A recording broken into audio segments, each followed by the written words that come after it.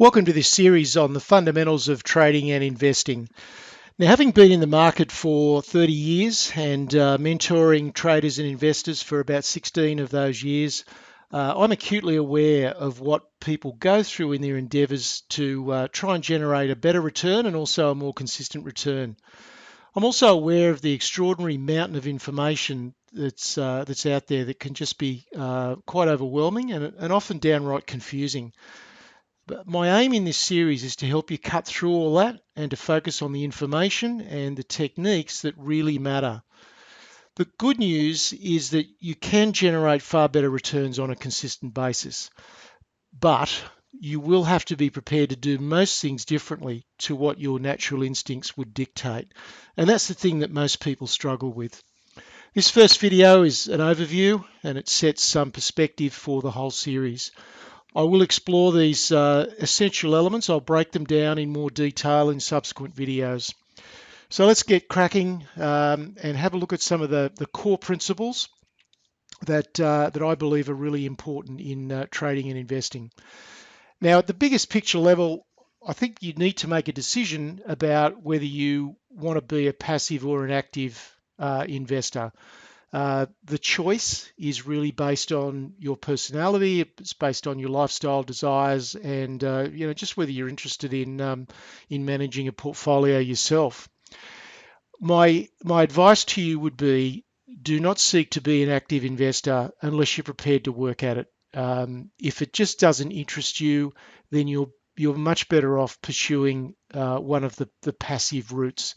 Either put your money in a managed fund, or alternatively just buy an index ETF and just sit back and let the market do whatever it's going to do. Now, that I believe that those passive investing approaches are likely to generate something of the order of maybe 5% return per annum over the next decade. And if that sort of return is acceptable to you, then fine, that's all you need to do. But if you are looking to generate a return that's much better than 5% a year, and also you perhaps need a return that's significantly better than 5% a year, then you really have to look at some of your active alternatives. And so that's really where I'm going to focus most of my attention. Now, there's a lot written and discussed about traditional diversification. My view is that it basically guarantees mediocre returns. I say that because traditional diversification involves owning a bit of all parts of the stock market. That's basically how it works. It says we're not going to have an opinion on particular sectors. We're just going to own part of each part of the stock market, and that by definition means that you will get some good performers, you will get some pretty ordinary performers, and you'll get some downright terrible performers, stocks that can lose 40, 50, 60, 80% of their value. And we've seen plenty of that in the last couple of years in the Australian market. And I believe at various points in in the future, there will be a significant correction in global markets. Now, that could be a year away, could be 5 years away. I have no idea. But I think there will be more significant fluctuations, at least of the dimension of the GFC. So if you want to try and avoid that, then that's another reason that you need to be on the active side of things. There are numerous ways to make above average returns. There is just so many different ways of doing it. There's not one standard size fits all. So the important point is that you devise a plan that is suitable for you, for your risk, for your return objectives, for the amount of work that you want to put into it, all those sort of things. It doesn't need to be a complex plan. It can be really quite simple. In fact, simple is good. But without a plan, then you've got absolutely no guiding compass at all, and you're almost certainly going to end up in a mess. The next thing you need to determine is whether what you're doing is about income or capital gain. You need to be very careful chasing dividend yields without having the bigger picture of what's going on, and I'm going to deal with that in a subsequent video, because a lot of people are very focused on a dividend stream without really looking at the risks, and the risks can be extremely substantial. Now, looking at these key principles, I'm going to ignore the cliches that you can find almost anywhere. There are plenty of them, and I don't think that's where I can really add the value. So I'm really focusing in on the things that I think make the biggest difference from all of my experience in the market. And the first one is that, and you hear lots of things, read lots of things about valuations, and you may be reading at the moment how the US market is so disastrously overvalued that it just has to crash. And people have been saying that now for about 5 years, which says something in itself. But the thing to remember is that money will ultimately flow to where it is treated best. And that is far more important than some statistical valuation method that is just one way of looking at the market. However, in the short term, there are a myriad of cross currents that occur due to future assumptions and shifts in sentiment. And they can be related to things like Brexit. They can be related to what Donald Trump is doing. They could be related to fears over China. There's just so many things that the market in the short term tends to place undue emphasis on. But at a higher level, money will flow where it's treated best, and that's what you need to understand. The short-term fluctuations are compounded by computer algorithms these days.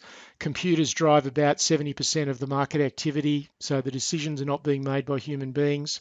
They're being made by computers that are pre-programmed to do all sorts of different things, and all that does is just add to the volatility, but not necessarily driving the market in a trend. It may cause prices to fall or to rise very sharply in the short term, but it doesn't actually change the trend. So my advice is forget about absolute returns in certain areas. People look at the return in the bond market, they look at the return in the stock market, and they make certain decisions around that. To me, the key is the relative return. So at the bigger picture level, money tends to flow between stocks and bonds. As I've said, there's a lot of discussion about the fact that the American market must be so overvalued because of this ratio or that ratio. But the simple fact is that at the moment in America, the return you can get on the 10-year government bond is 2.5%. The return you can get on the average stock in the S&P 500 is around 5.5%. That's a 3% premium. That is well and truly good enough to entice people to stay in the stock market, particularly when there is considerable risk of capital loss in the bond market. And that's really the only way that you need to look at the market. Just look at the concept of relative returns and ask yourself, where would I put my money based on the return and the risk? And at the moment, it's still very favorable for stocks. The next key principle is you don't have to be a victim. You can get an edge in the market, but to do that, you must step aside from the herd, from common thinking, and that is tough. And that's what makes being in the stock market a challenging exercise, and why most people give it a go for a little bit of time. It doesn't work for them, and so they give up. What most people need is some sort of mentor or some sort of structure that helps them focus on how to work your way through the minefield. But your alternative is just to be a victim of the process. It requires clear thinking and patience. Again, some people struggle with that, but these are not difficult things. They're just things that are a bit different to the way that we normally go about it. The next thing you need is a stable of really high quality opportunities in sectors that have virtually assured growth for the next 2 years. Most people aren't in a position to do the research to generate that, but there are certainly ways that you can access that sort of smorgasbord of opportunities. And you need to know what they are before the event. There's no point if the market goes down suddenly to start scratching around thinking about what you might buy. You need to know exactly what it is you're going to buy in advance, know roughly what price you're prepared to pay, and then jump on the opportunities as they present, because the really good opportunities don't last for very long. Next, you need to know what a sound buying setup looks like. And again, that just requires some understanding of technical chart patterns. You need to cultivate the decisiveness to act. And this is where most people struggle, because invariably sentiment will be poor when the best opportunities present themselves. And that makes it hard to pull the trigger. I understand that. And the only way that you cultivate that decisiveness is generally with some help for a period of time until you can generate your own confidence in what you're doing. I just want to show you a couple of charts which indicate the crazy way that perceptions can influence a stock price, um, quite unreasonably. So let's just take a look at a couple of charts now. Okay, we'll look first of all at Apple, and I want to look at the period. And Apple as a business has been growing and growing very, very nicely for a long period of time, and the share price has reflected that. Used to trade down around $10 or $20, now it's $140.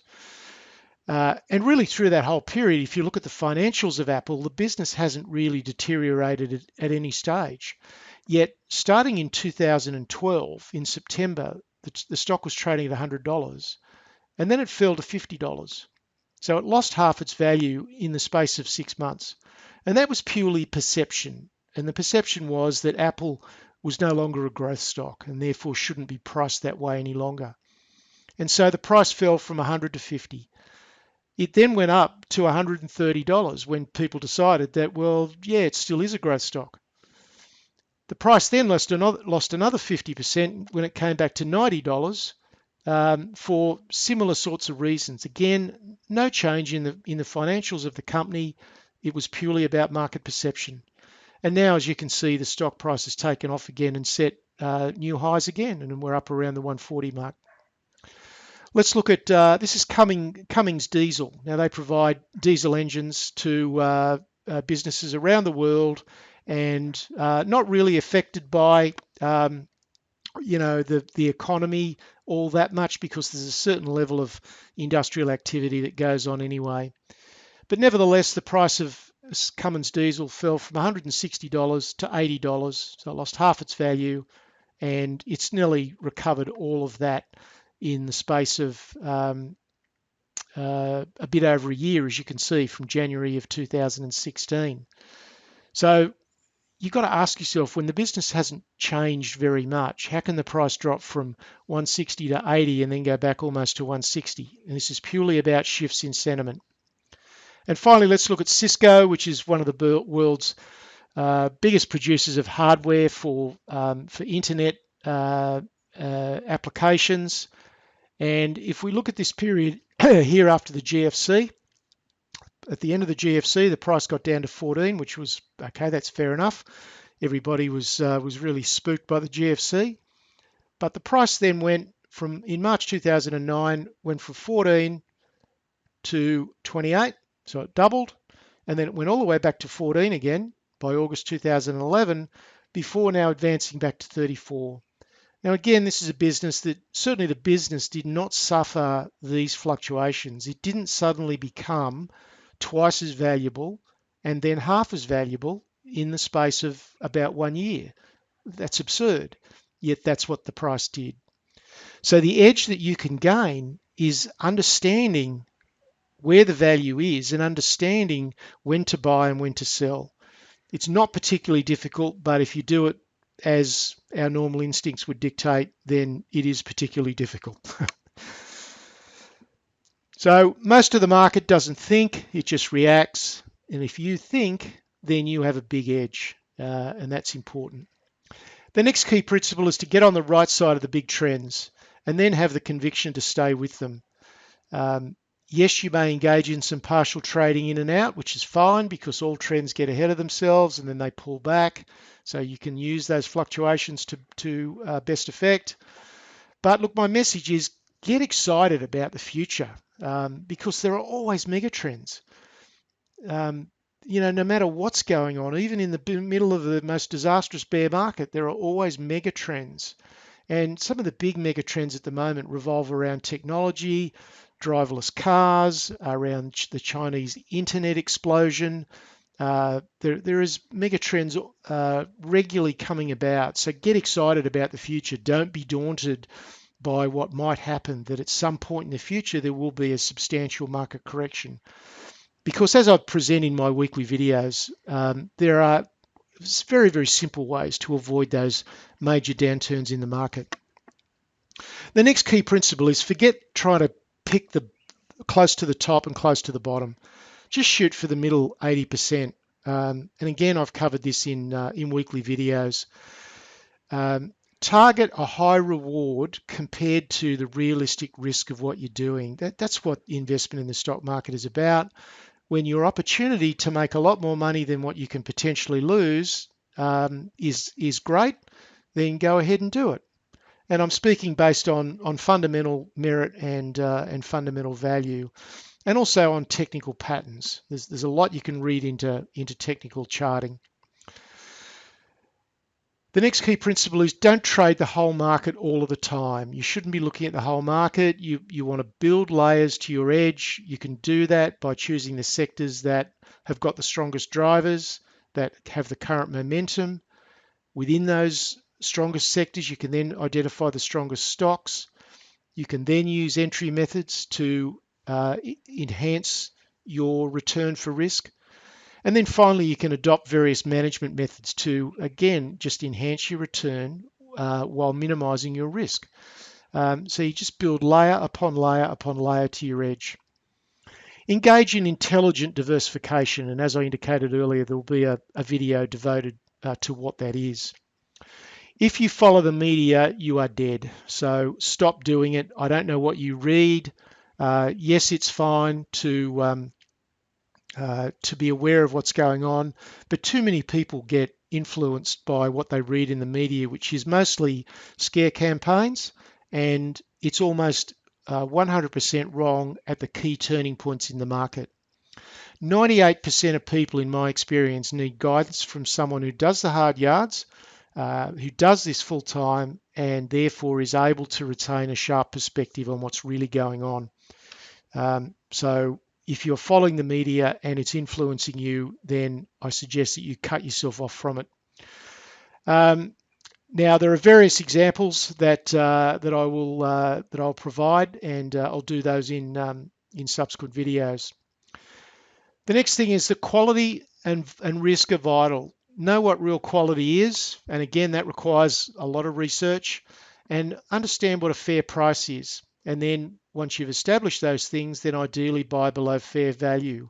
And if you consistently buy real quality below fair value, then you're going to be in pretty good shape.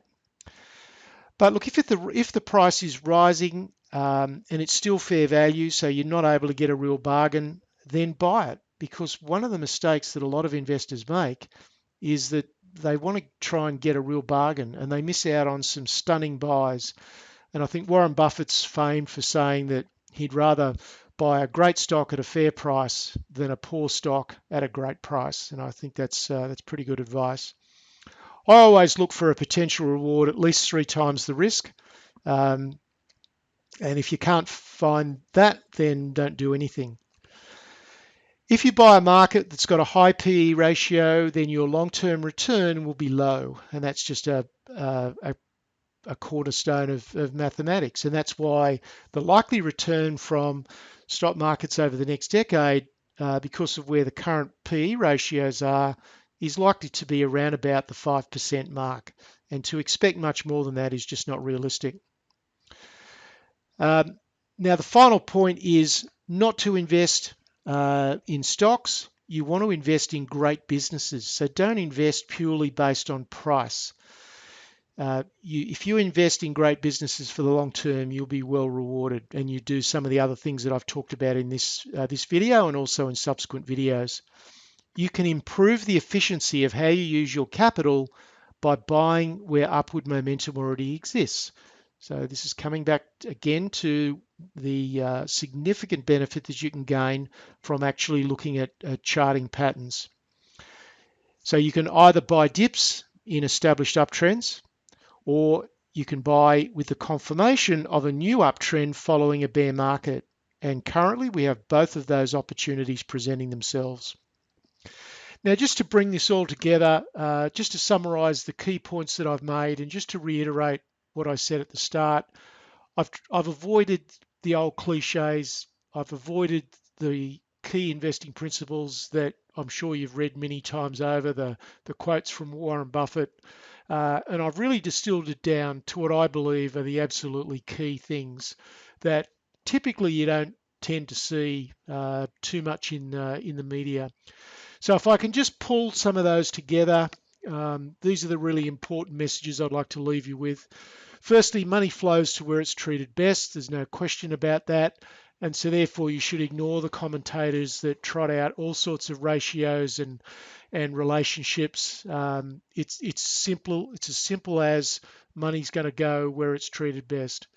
The second thing is it's just so important to stand aside from the herd. And you need to focus on jumping on the big unfolding trends early. Now that's not easy to do. It's very challenging for your psychology, but if you want to do well in the stock market, it's got to be something that you've really got to cultivate. Thirdly, don't try and second guess tops and bottoms. It's impossible to do. If you can capture the 80% in the middle, that's good enough. And the other important thing is to wait for confirmation of reversals in markets. You don't have to get really close to the top and the bottom. It's just not necessary. In fact, it'll probably leave you with a worse result. And finally, develop a sequential layered plan that minimizes risks. There are things that you can do, and I talk about these quite regularly in the weekend videos. There are things that you can do layer upon layer to reduce your risk while still leaving the upside open. So you really do have a lot of flexibility at your disposal, and my intention through these videos is to give you that perspective and give you that insight into the things that that you can do to maximize your return and minimize your risk. So what's coming up in the next video, I'm going to be looking at choosing the best investment strategy for you. There is no such thing as one size fits all, and my intention is to basically go through all the various investment strategies and styles that are out there. I'll certainly be looking at active versus passive management of your funds. I'll be looking at income generation either by the traditional route of dividends or stepping into a completely new realm, but one which has got a great deal of attractiveness, particularly in the American market, is covered calls. And I think you're going to be fascinated by the opportunity that can generate. I'm going to be looking at the smart way to diversify. And I'm also going to be looking at the best reward for risk strategy right now. Finally, I just want to make a comment about the weekly market commentary, which is a video that I produce every Sunday. You may or may not already be watching that. I go through basically market trends in stocks and commodities on a global basis. I also look at the other asset classes of bonds. But most importantly, it's about giving viewers a sharp perspective on the current trends and when there's a change of character unfolding. And I think that's the most valuable piece of information that I can provide to the audience on a weekly basis. So look, there's a great deal more to come, but in the interim, you may want to check out my website. There's the address there. And if you wish to catch up by phone, I'm also happy to do that. In the first instance, you can send me an email and we can organise a time to chat. I'll be back with you soon with a lot more information. Cheers.